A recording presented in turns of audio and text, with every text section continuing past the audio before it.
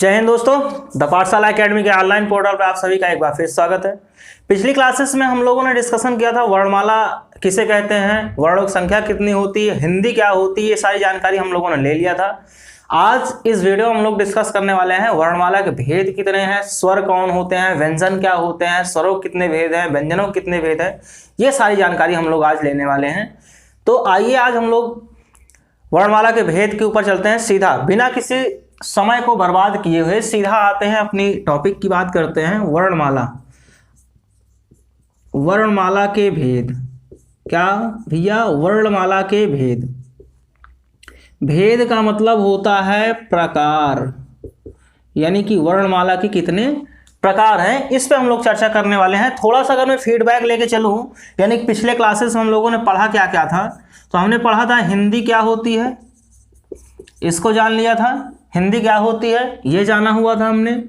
फिर हमने जाना वर्ण क्या होते हैं, वर्ण क्या होते हैं ये हमने जाना। वर्णमाला किसे कहते हैं ये हमने जाना।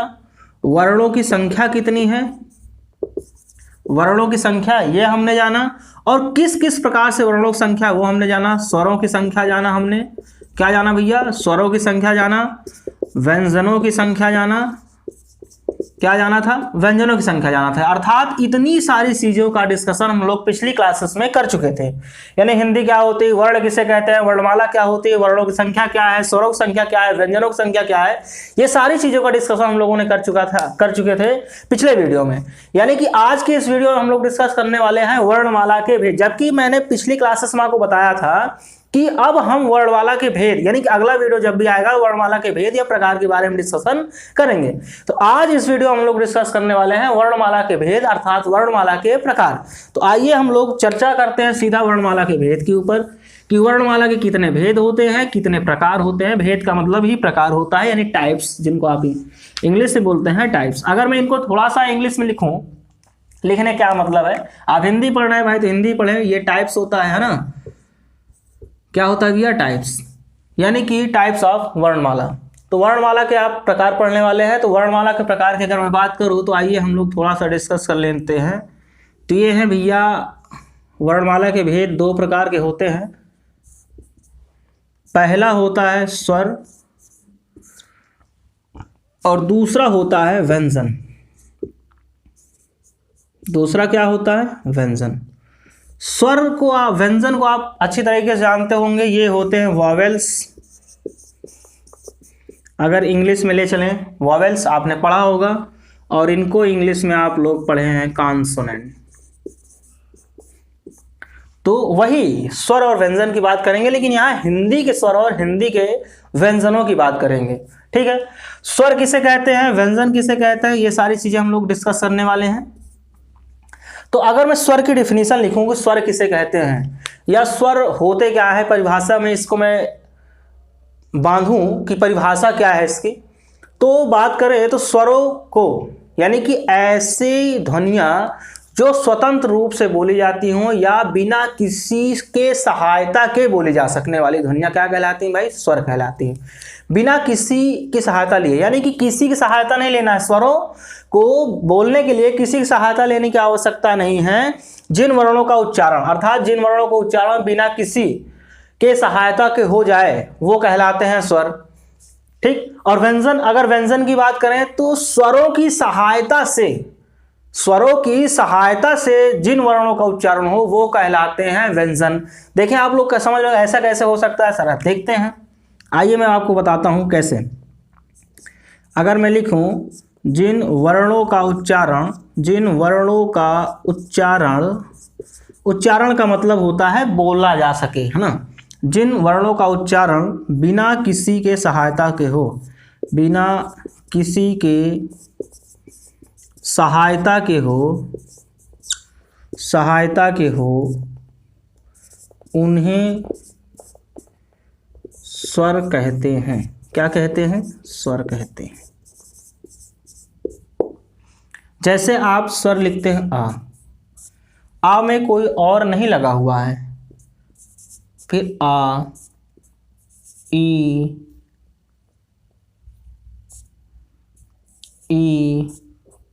ऊ, री, ए, ऐ,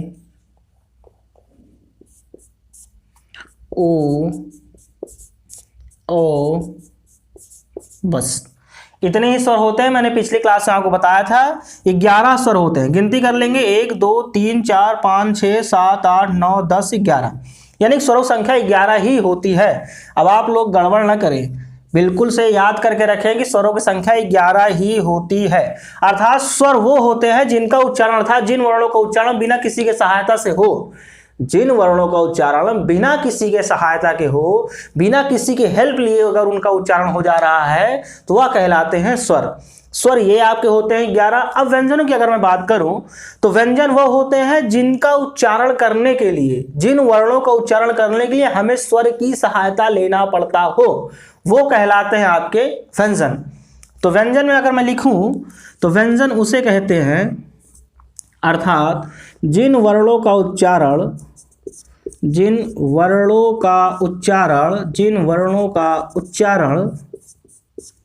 स्वरों की सहायता से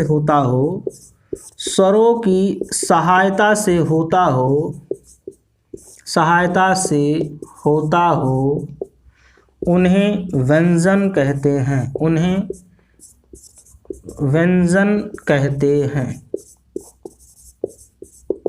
अब एग्जाम्पल में लेंगे।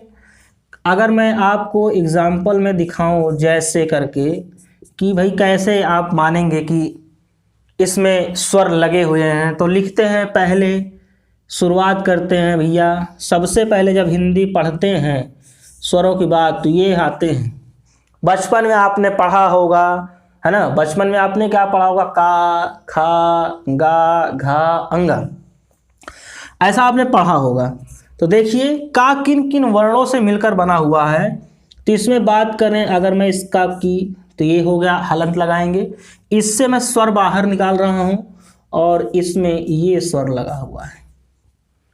इन दोनों को मिला के भैया का बना हुआ है। आप बोल रहे हैं का मतलब हुआ, का बोल रहे हैं तो इसका मतलब आ लास्ट में आ रहा, का लास्ट में आ रहा है। बोलने पर जब आप बोले, प्रैक्टिस करें का, तो लास्ट में क्या आ रहा, आ, का, ख, ग, घ, अंगा। लास्ट में बोलेंगे च, छ, ज, मतलब सब में लास्ट में आ रहा है, तो आप उच्चारण करेंगे। अब इनकी उच्चारण क, इसमें क्या करें, क, मतलब बहुत ही छोटा हो गया, आधा हो गया क। अब इनसे आप लिख सकते हैं, जैसे आप लिखते हैं क्लेश। अगर ये पूरा आप लिखे होते तो कलेश लिख जाता।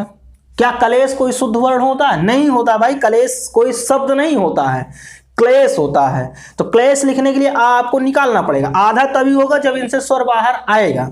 जैसे आप लिखते हैं खा, क्या लिख रहे हूं, खा, तो खा बना हुआ है खा, आधा हलंत लगा और प्लस आ। नीचे ये जो डंडे ऐसे दिख रहा है, ये छोटे छोटे ये और ये, इन्हें कहते हैं हलंत। क्या कहते हैं भैया, हलंत। इनके लगने से अगर ये किसी वर्ण के नीचे लगे हुए हैं, इसका मतलब ये होता है कि ये वर्ण आधे हैं। ये प्रदर्शन करते हैं या प्रदर्शित करते हैं उस वर्ण को, जिनके नीचे ये लग जाते हैं उनको आधा कर देते हैं। मतलब ये इतने खराब टाइप के हैं, छोटा सा डंडा है, आके लग गए और आते ही किसी की वैल्यू को आधा कर दिए। यानी कि मैं मान लेता हूं मेरे पास 100 रुपए थे, मैं बड़ा खुश था, मैं बहुत खुश था कि मेरे पास 100 रुपए हैं। लेकिन ये भैया हलंत जी आए और तुरंत जैसे ही हलंत लगे, इन्होंने कहा भैया अब काम गड़बड़ हो गया, क्या आप आधे हो गए, 50 रुपए हो गया। अब मुझे दुख हुआ, बताओ मेरे पास 100 रुपए था, ये खामखा मेरे पास आ गए और लग गए तो यार आधा हो गया। तो यानी कि हलंत जो होते हैं, हलंत जिन भी वर्ण के नीचे लगते हैं वो वर्ण को वो आधा कर देते हैं। ठीक है, इस बात का आप ध्यान रखेंगे।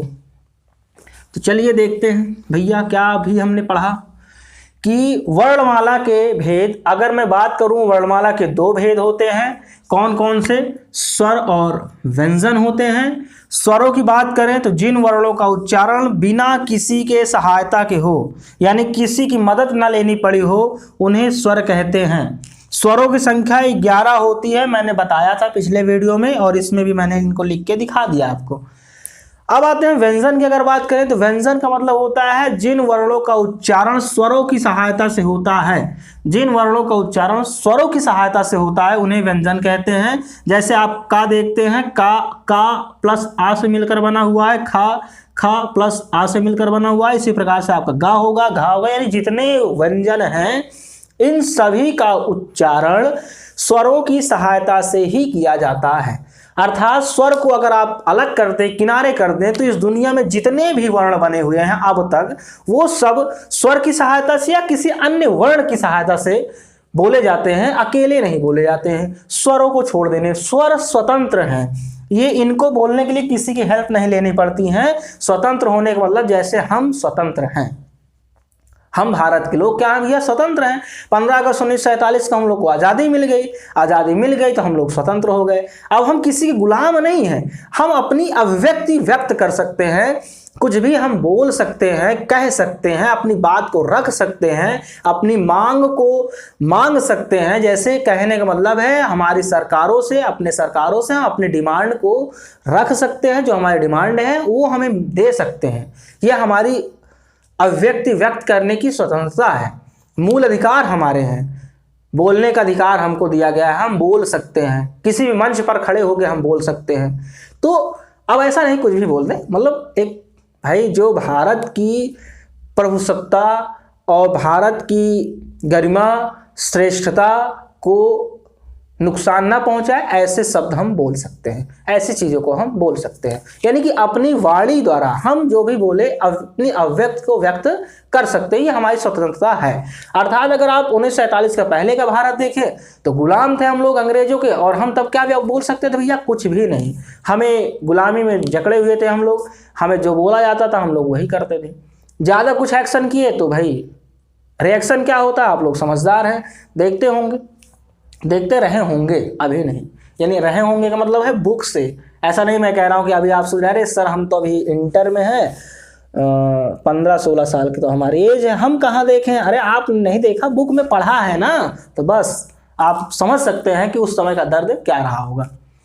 तो जो स्वतंत्र हैं भैया वो स्वर हैं, जो स्वतंत्र नहीं है वो व्यंजन है। अर्थात ये गुलामी से जकड़े हुए हैं और ये इनके ऊपर कोई गुलामी नहीं, ये स्वतंत्र हैं, टहल घूम रहे हैं, इनका अधिकार है, ये बोल सकते हैं, कुछ भी कर सकते हैं, और इनके पास अधिकार लिमिटेड है। अर्थात स्वर अगर ये ज़्यादा कुछ बोलेंगे, स्वर कहेंगे मैं अलग हो जाऊंगा, अलग होते ही ये आधे हो जाएंगे, इनकी वैल्यू जो हो जाएगी तुरंत आधी हो जाएगी। स्वर इनको एकदम से दबदबा इनके ऊपर बनाया हुआ है, कुछ भी बोलेंगे, कुछ भी उल्टा सीधा करेंगे तो भैया हम दूर हो जाएंगे, और दूर होते ही आपकी वैल्यू क्या है, खत्म हो जाएगी, खत्म होने का मतलब आधी हो जाएगी।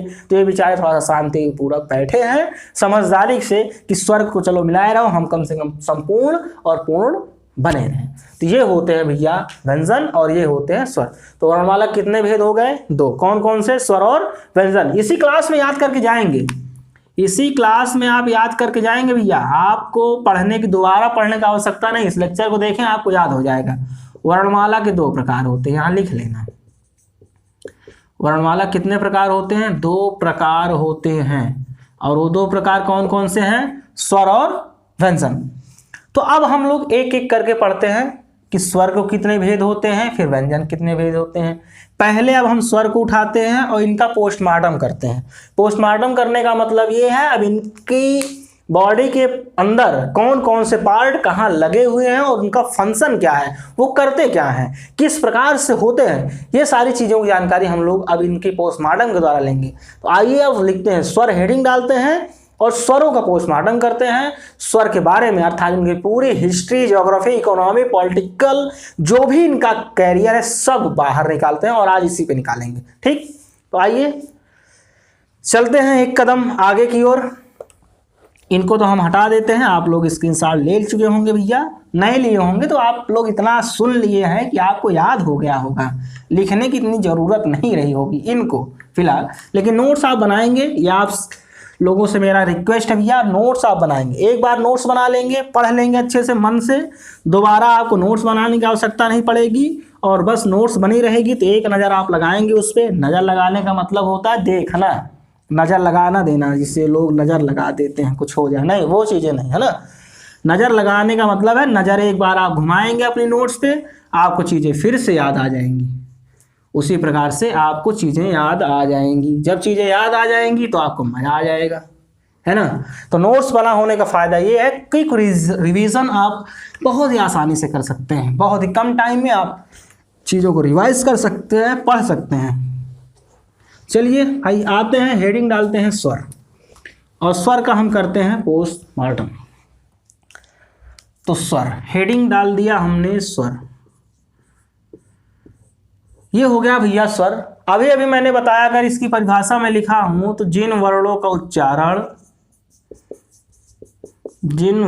का उच्चारण बिना किसी के सहायता के होता है, बिना किसी के सहायता के हो, उन्हें स्वर कहते हैं। क्या कहते हैं भैया? स्वर कहते हैं। स्वर कौन कौन होते हैं हमने देख लिया है। अब हेडिंग आप लोग डालेंगे स्वरों के प्रकार। स्वरों के प्रकार, क्या हेडिंग डालेंगे भैया? स्वरों के प्रकार, टाइप्स ऑफ वॉवेल्स। तो स्वर 3 प्रकार के होते हैं, आप लिखेंगे स्वर 3 प्रकार के होते हैं। स्वर 3 प्रकार के होते हैं, 3 प्रकार के होते हैं। ठीक, स्वर के 3 प्रकार होते हैं, सही लिखा हुआ है। तो कौन कौन से होते हैं भैया? ह्रस्व स्वर,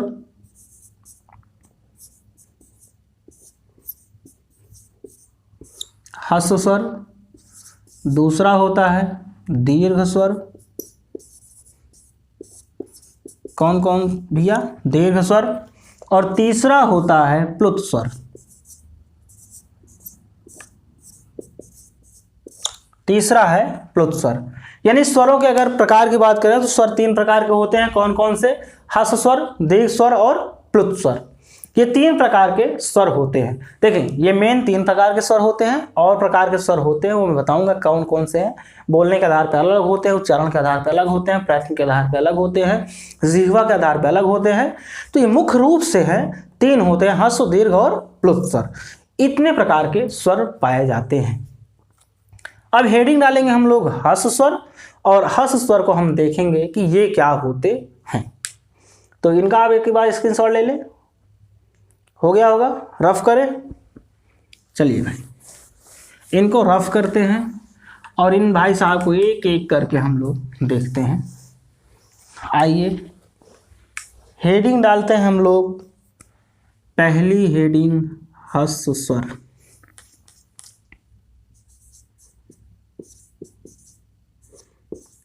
ह्रस्व स्वर,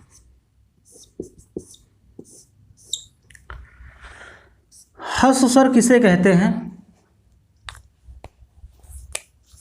ह्रस्व स्वर उसे कहते हैं जिनको बोलने के लिए कम प्राण वायु की आवश्यकता होती है। अर्थात जिन वर्णों को उच्चारण करने के लिए कम प्राण वायु की आवश्यकता होती है वो कहलाते हैं ह्रस्व स्वर। अर्थात स्वर का मतलब होता है जिनको बोलने में हमें कम आवाज लगानी पड़े, कम ताकत लगानी पड़े, धीरे से बोलना पड़े, वे कहलाते हैं आपके ह्रस्व स्वर। ह्रस्व स्वर की संख्या 4 होती है। ह्रस्व स्वर की संख्या कितनी होती है? 4 होती है। इन्हें एक मात्रिक स्वर भी कहा जाता है और इनको मूल स्वर भी कहा जाता है। कैसे? आइए लिखते हैं। लिखेंगे तो आपको ज्यादा समझ में आएगा। तो लिखते हैं, जिन स्वरों के उच्चारण करने के लिए कम प्राणवायु की आवश्यकता होती है, कम प्राणवायु की आवश्यकता होती है, आवश्यकता होती है,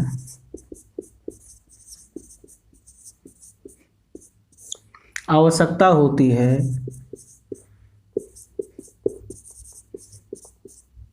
ह्रस्व स्वर कहलाते हैं। कौन स्वर कहलाते हैं? ह्रस्व स्वर कहलाते हैं। ह्रस्व स्वर की अगर मैं बात करूं, पॉइंट आउट कर रहा हूं, मैं पॉइंट आउट करके लिखा रहा हूं, ये बहुत इंपॉर्टेंट है, आप पॉइंट को ध्यान देंगे। ह्रस्व स्वर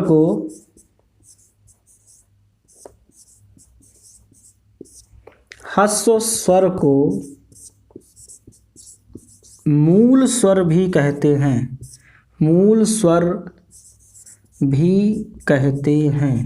ये बहुत ही इम्पॉर्टेंट लाइन है, इसको आप इम्पॉर्टेंट में रखेंगे। बहुत ही इम्पॉर्टेंट आपके एग्जाम के लिए होता है, और खासकर हाई स्कूल इंटर वाले देखेंगे भैया आपके एग्जाम के लिए इम्पॉर्टेंट है, और उनके लिए खासकर इम्पॉर्टेंट ज़्यादा हो जाता है जो टेट सीटेट या लेखपाल का पेपर देने वाले होंगे, यूपी ट्रिपल एससी के थ्रू कोई भी एग्जाम, हिंदी जहाँ पे आती है उनके लिए बहुत ही इंपॉर्टेंट हो जाता है। कभी कभी ऐसे क्वेश्चन बोला ह्रस्व स्वर को और क्या नाम से जानते हैं, तो मूल स्वर। मूल स्वर का मतलब ये होता है, इस मूल स्वर का मतलब होता है कि इन्हीं ह्रस्व स्वर से मिलकर और स्वरों को बनाया गया है, इसलिए इनको हम कहते हैं मूल स्वर।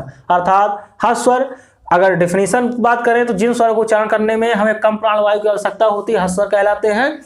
ह्रस्व स्वर को मूल स्वर भी कहते हैं, और क्या कहते हैं ये भी देखें। अगला पॉइंट आप लिखेंगे, ह्रस्व स्वर को एक मात्रिक स्वर भी कहते हैं। एक मात्रिक स्वर भी कहते हैं। स्वर भी कहते हैं। एक मात्रिक स्वर का मतलब होता है भैया, एक मात्रिक स्वर का मतलब होता है जिनमें मात्राओं की संख्या कितनी हो? एक। मात्राओं की संख्या कितनी हो? एक, वो कहलाता है आपका एक मात्रिक स्वर। तो मात्रा इसमें केवल एक होती है। ह्रस्व स्वर को मूल स्वर भी कहते हैं, ह्रस्व स्वर को एक मात्रिक स्वर भी कहते हैं। यह भी आपके लिए बहुत ही इंपॉर्टेंट लाइन होगी। और अगली लाइन आपके लिए होगी ह्रस्व स्वर की संख्या। ह्रस्व स्वर की संख्या 4 होती है। 4 होती है। तो ह्रस्व स्वर कितने होते हैं भैया? 4। जिन स्वरों को उच्चारण करने के लिए कम प्राणवायु की आवश्यकता होती है, कम प्राणवायु, एकदम से याद रखेंगे, कम प्राणवायु की आवश्यकता होती है, ह्रस्व स्वर कहलाते हैं। ह्रस्व स्वर को मूल स्वर भी कहते हैं, वेरी इंपॉर्टेंट लाइन। ह्रस्व स्वर को एक मात्रिक स्वर कहते हैं, ये भी इंपॉर्टेंट लाइन है। और उसके बाद ह्रस्व स्वरों की संख्या 4 होती है, ये भी आपके लिए बहुत ही इंपॉर्टेंट रखता है। ह्रस्व स्वरों की संख्या कितनी होती है? 4 होती है। तो आप देखेंगे अब कौन कौन से वो 4 हैं, मैं ये लिख देता हूं। मुझे लग रहा है यहाँ आपको दिख रहा होगा, तो मैं लिख रहा हूँ, ये हो गए आपके ह्रस्व स्वर, यानी कि इनकी संख्या पहली, और ये हो गए इनके दूसरे, और ये हो गए तीसरे, और ये हो गए भैया आपके चौथे। ये 4 ह्रस्व स्वर होते हैं। मुझे लग रहा है आपको ये दिख रहा है। तो जिन स्वरों के उच्चारण करने के लिए कम प्राणवायु की आवश्यकता होती है, ह्रस्व स्वर कहलाते हैं। ह्रस्व स्वरों को मूल स्वर भी कहा जाता है, ह्रस्व स्वर को एक मात्रिक स्वर भी कहते हैं। ह्रस्व स्वर की संख्या 4 होती है, आ ई उ री, ये आपके ह्रस्व स्वर कहलाते हैं। ठीक, किसी प्रकार कोई दिक्कत? इतना भाई इनको छापें, आप छाप लें तो हम लोग आगे बढ़ते हैं, ह्रस्व स्वर के आगे दीर्घ स्वर की ओर बढ़ते हैं। छापें तुरंत। आई थिंक आप लोगों ने छाप लिया होगा, तो मैं इनको हटा दूं। बोले भाई हटा दूं? बिल्कुल हटा देते हैं। तो आइए इनको हटाते हैं।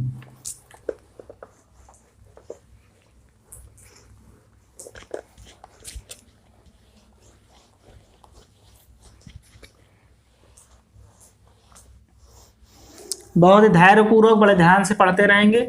किसी भी प्रकार कोई समस्या आए तो बिल्कुल आप कमेंट बॉक्स में कमेंट कर सकते हैं, बता सकते हैं। जो चीज़ें ना समझ में आए बिल्कुल बोलें, आप कमेंट बॉक्स में कमेंट करें। और जब आप कमेंट करेंगे, जो भी समस्या होगी तो उस सारी समस्या का सलूशन आपको दिया जाएगा। इससे आप बिल्कुल निशा खाते रहें। आइए भाई दूसरे स्वर की ओर चलते हैं। दूसरा स्वर आपका है दीर्घ स्वर। दीर्घ स्वर, तो दीर्घ स्वर अगर नाम से ही देखें, दीर्घ का मतलब होता है बड़ा। दीर्घ का मतलब क्या होता है? बड़ा। जो बड़ा हो उसे कहते हैं दीर्घ। तो आपको इसके नाम से लग रहा है कि कुछ बड़ा होगा, है ना, कुछ बड़ा होगा। अब देखें क्या बड़ा होगा इसमें। डेफिनेशन देखें, बड़ी ही सुंदर सी डेफिनेशन है, बड़ी प्यारी सी डेफिनेशन है।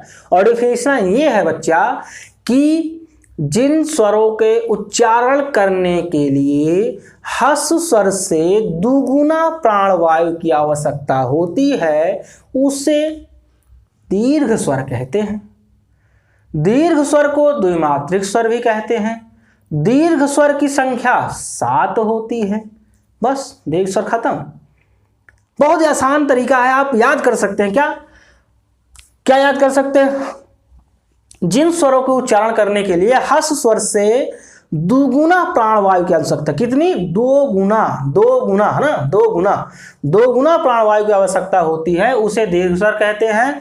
दीर्घ स्वर को द्विमात्रिक स्वर भी कहते हैं और इनकी संख्या 7 होती है। हो गया? लिखने की आवश्यकता है? मुझे लग रहा है लिखने की भी आवश्यकता नहीं, लेकिन मैं लिखवाऊंगा भाई, आपको नोट्स बनाना है। नोट्स नहीं बनाएंगे आप लोग तुरंत गड़बड़ा देंगे मैटर, है ना। चलो आइए बच्चे लोग पढ़ते हैं भाई, नोट्स बनाते हैं। नोट्स के लिए मैं डेफिनेशन की लिख रहा हूं।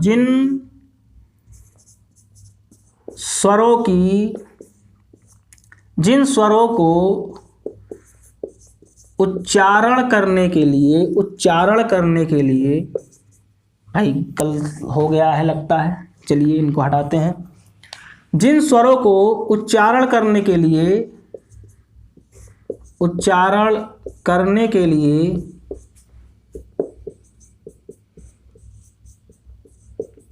ह्रस्व स्वर से दुगुना प्राणवायु की आवश्यकता होती है, 2 गुना प्राणवायु की आवश्यकता होती है, प्राणवायु की आवश्यकता होती है, आवश्यकता या जरूरत, है ना, जब आवश्यकता होती है उन्हें दीर्घ स्वर कहते हैं। कौन स्वर कहते हैं भैया? दीर्घ स्वर कहते हैं। अर्थात जिन स्वरों का उच्चारण करने के लिए ह्रस्व स्वर से 2 गुना प्राणवायु की आवश्यकता होती है उन्हें दीर्घ स्वर कहते हैं।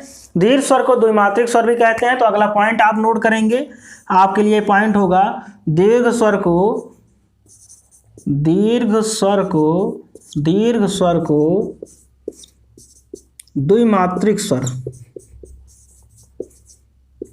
द्विमात्रिक स्वर, यह आपके लिए बहुत ही खास पॉइंट होगा। द्विमात्रिक स्वर कहते हैं। क्या कहते हैं भैया? द्विमात्रिक स्वर कहते हैं। अगले पॉइंट में आप लिखेंगे इनकी संख्या कितनी होती है, भी तो बहुत जरूरी है जानना। तो आप लिखेंगे दीर्घ स्वर, क्या लिखेंगे? दीर्घ स्वर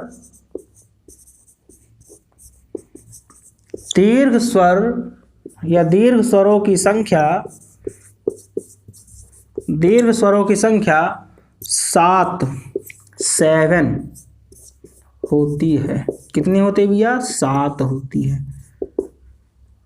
आप इनको भी याद रखेंगे, ये आपके लिए भी बहुत खास पॉइंट होगा। और वो 7 होते कौन कौन है ये लिखना बहुत इंपॉर्टेंट है।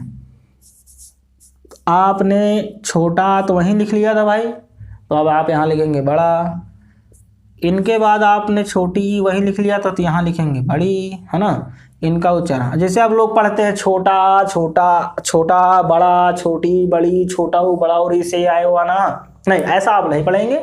पढ़ने का थोड़ा सा स्टैंडर्ड चेंज करेंगे। आ, फिर आ, ई उ री ए आई ओ औ, हो गया ये आपके स्वर। आ ई उ वहां चला गया तो यहाँ आएगा उ ए आई ओ औ। ये हो गए भैया आपके 7 दीर्घ स्वर। गिनती कर रहे हैं 1 2 3 4 5 6 7 स्वर हो गए। तो ह्रस्व स्वर की संख्या 4, दीर्घ स्वरों की संख्या 7, टोटल कितने स्वर? 11। 7 + 4 मिला कितने हो गए भैया? 11। ये है स्वरों की संख्या। ये क्या है? स्वरों की संख्या थी। आप लोगों ने देखा 7 क्या है? 7 आपके पास दीर्घ और 4 क्या हैं, 4 आपके पास ह्रस्व, 7 आपके पास दीर्घ स्वर, 4 आपके पास हल्स स्वर, मिला के टोटल कितने हो गए आपके 11 स्वर। कितने हो गए भैया, 11 स्वर हो गए। यही होते हैं स्वर।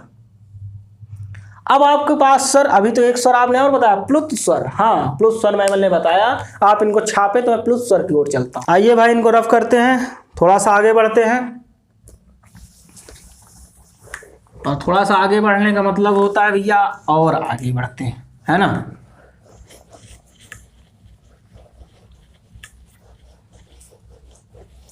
इनको हम समराइज करते हैं।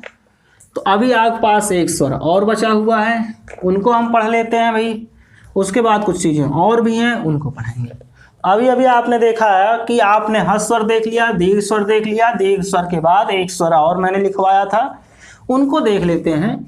और उनको देखने के बाद आपके स्वरों की कहानी जो है समाप्ति की ओर होगी। तो तीसरा आपके पास है भैया प्लुत स्वर। क्या है भैया ये प्लुत स्वर। प्लुत स्वर किसे कहते हैं, बहुत ही बड़ी बात हो गई। प्लुत स्वर क्या है, अभी तो हमने हर्ष देखा, दीर्घ देखा, ठीक है, स्वर की संख्या तो खत्म हो गई। तो प्लुत भैया वो है मेरे बच्चा लोगों कि ऐसा स्वर जिसका उच्चारण करने के लिए हर्ष स्वर के अपेक्षा 3 गुना प्राणवायु की आवश्यकता हो। कितने गुना, 3 गुना, 3 गुना प्राणवायु की आवश्यकता हो। क्या कहलाते हैं, प्लुत स्वर कहलाते हैं। कौन सा स्वर कहलाते हैं, प्लुत स्वर। तो प्लुत स्वर कहलाते हैं। अब प्लुत स्वर का यूज कहाँ होता है, ये बहुत इंपॉर्टेंट है। सामान्यतः हिंदी में इनका प्रयोग नहीं किया जाता है।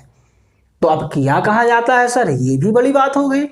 तो किया वहां जाता है भैया, जैसे हम लोग गाना गाते हैं वहां इनका यूज कर लेते हैं। किसी को बुलाना होता है ये ऐसा, हेलो, ऐसा क्या हुआ भैया, ये आपका हो गया प्लुत स्वर।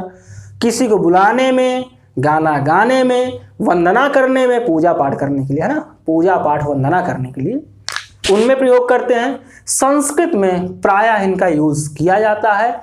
ओम ये आप बोलते हैं, उनमें यूज होते हैं प्लुत स्वर। क्या यूज होते हैं भैया, प्लुत स्वर। तो आइए इनके डेफिनेशन लिखते हैं। डेफिनेशन कुछ इस प्रकार से है, जिन स्वरों के उच्चारण करने के लिए ह्रस्व स्वर की अपेक्षा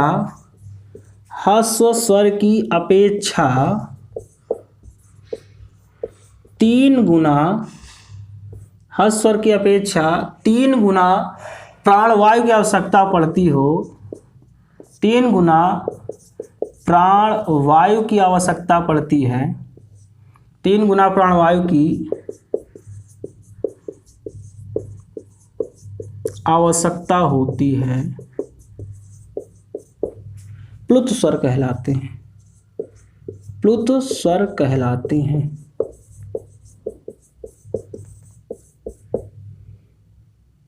कौन स्वर कहलाते हैं भैया, प्लुत।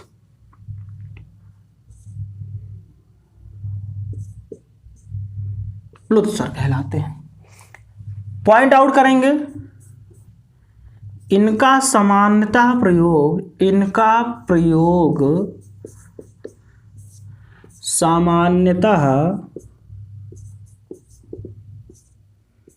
सामान्यतः हिंदी में नहीं होता है। किसमें नहीं होता, हिंदी में नहीं होता है। अब आप लोग परेशान हो गए भैया, हिंदी में नहीं होता, ये आपके लिए बहुत ही इंपॉर्टेंट लाइन होगी, एकदम खासम खास लाइन है। तो इनका प्रयोग कहाँ होता है, अब लिखें इनका प्रयोग। अब इनका प्रयोग कहाँ होगा भैया, इनका प्रयोग होता है किसी को बुलाने में, किसी को बुलाने में। जैसे आप लोग बुलाते ना, कोई दूर खड़ा हो, तो आप बुला रहे हैं, उसका उपयोग कौन सा किया, प्लुत स्वर का।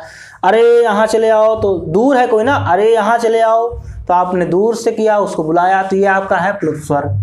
किसी को बुलाने में, किसी को बुलाने में, और क्या करने में भैया, देवी वंदना करने में, है ना,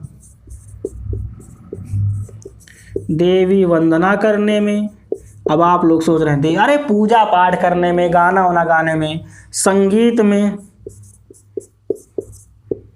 संगीत में, किसमें, संगीत में, गाना वाना गाने में यूज किए जाते हैं प्लुत स्वर, जिसमें सुन लगाते हैं ना बहुत देर ऐसा कुछ बोलते रहते हैं, वही वही सेम सेम वही प्लुत स्वर है आपका।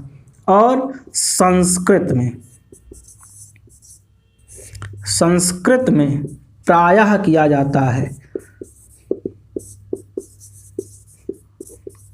किया जाता है। तो प्रायः किया जाता है मतलब लगभग उपयोग किया जाता है, सामान्यतः हिंदी में नहीं किया जाता, मतलब आमतौर पे हिंदी में इसका उपयोग नहीं किया जाता है। और ये प्लुत स्वर होते कौन कौन है, इनकी शक्ल देख लें, ये आपके प्लुत स्वर हैं, 3 यस टाइप बने हुए प्लुत स्वर हैं। जैसे आप लिखते हैं ओम, अब आप लोग लिख देंगे ये ओम है लिखा हुआ सर, ये गलत ओम लिखा हुआ है ना, ओम ओम ऐसे नहीं लिखा जाता है। अगर हिंदी में बात करें, ओम लिख रहे हैं आप, शुद्ध ओम लिखेंगे तो क्या लिखते हैं आपने देखा,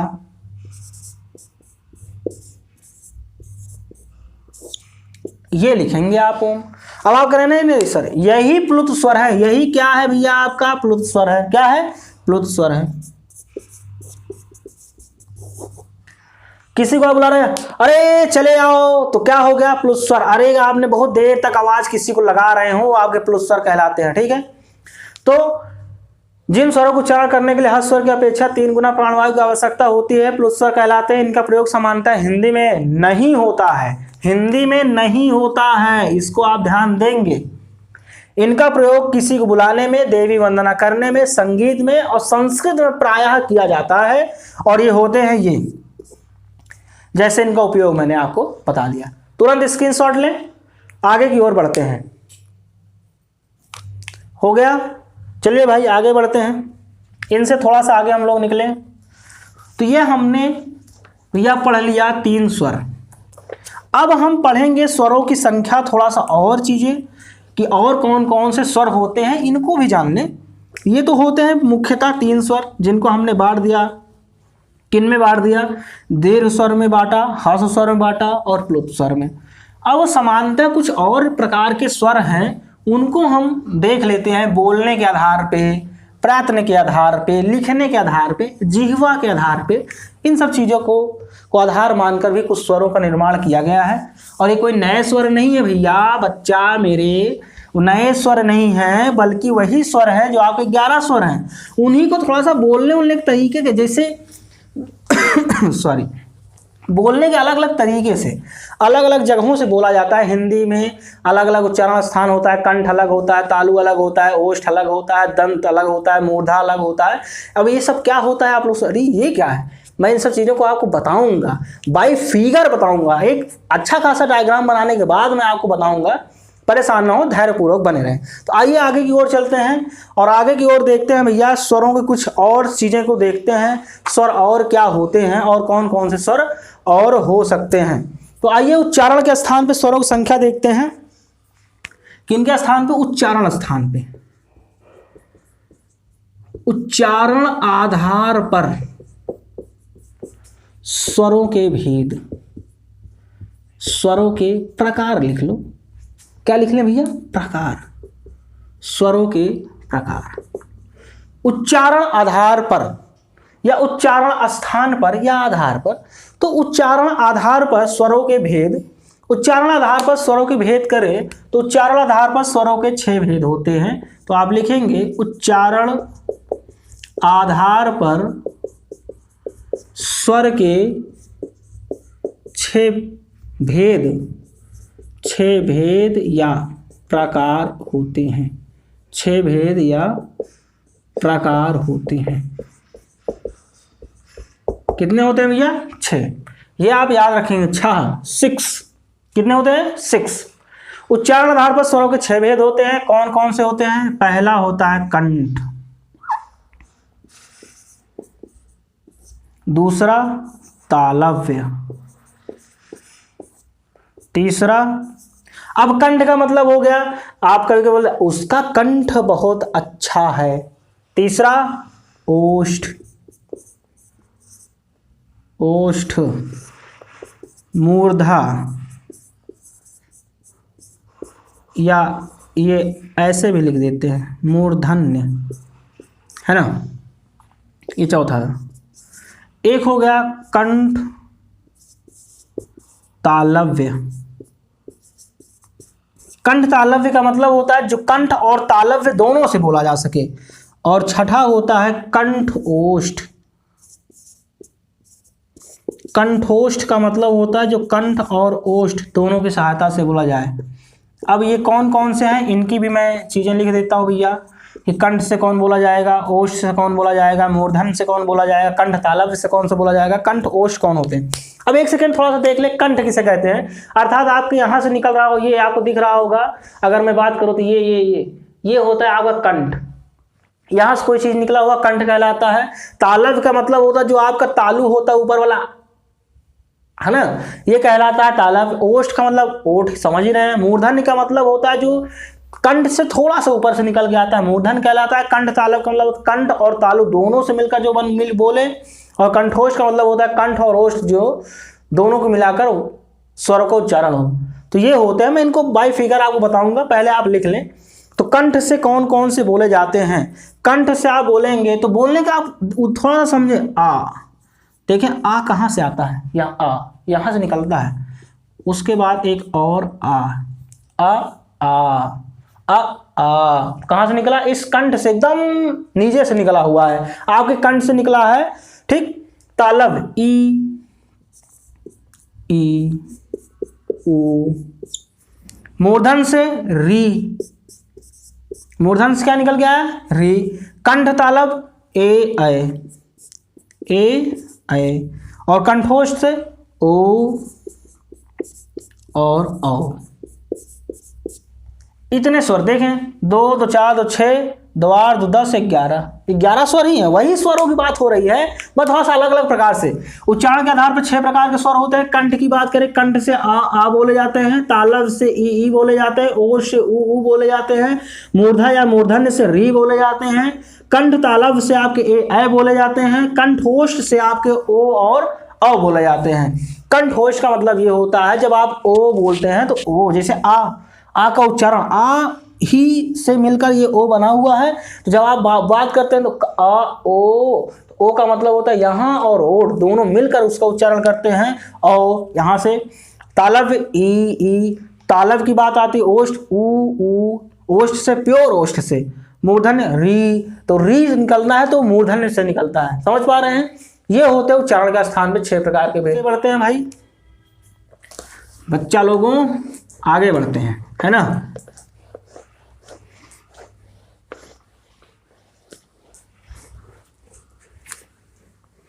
आगे बढ़ने का मतलब हो गया भैया, चलिए आइए देखिए।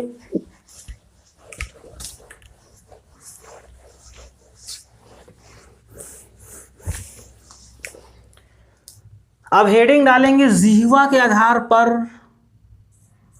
जिह्वा के आधार पर स्वर के भेद। जिह्वा के आधार का मतलब होता है होते हैं। जिह्वा के आधार पर स्वरों कितने भेद होते हैं, 3 प्रकार के होते हैं। 3 प्रकार के होते हैं। कितने प्रकार के, 3 प्रकार के होते हैं। कौन कौन से, पहला आपका हो गया अग्रस्वर। कौन हो गया भैया, अग्रस्वर। दूसरा हो गया आपका मध्य स्वर। और तीसरा आपका हो गया पश्च स्वर। पश्च का मतलब होता है पीछे। ये 3 प्रकार के स्वर आपके होते हैं। 3 प्रकार के स्वर होते हैं, अग्रस्वर, मध्य स्वर और पश्च स्वर। अग्रस्वर कौन होते हैं थोड़ा सा देखते हैं। आइए अग्रस्वर की बात करें तो अग्रस्वर आपके हो गए ई, ए और ऐ।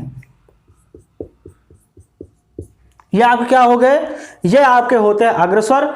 मध्य स्वर की बात करें तो मध्य स्वर आपके आता है आ, ये हो गया मध्य स्वर। और पश्च स्वर की बात करें तो आ। जो बच गए हैं अब उनकी हम बात करेंगे। ऊ, ओ और औ। ये होते हैं आपके पश्च स्वर। यानी कि अग्रस्वर में ई, ए, ऐ। मध्य में आ, पश्च में आ, ऊ, ओ और औ। यानी 2 आधार पर प्रयत्न के आधार पर स्वर के भेद। क्या भैया? स्वर के भेद। तो प्रयत्न के आधार पे देखें तो प्रयत्न के आधार पे स्वरों के 4 भेद होते हैं। हेडिंग डालें, प्रयत्न के आधार पर स्वरों के भेद। तो प्रयत्न के आधार पर स्वरों के 4 भेद होते हैं। प्रयत्न के आधार पर स्वर के 4 भेद होते हैं। 4 भेद होते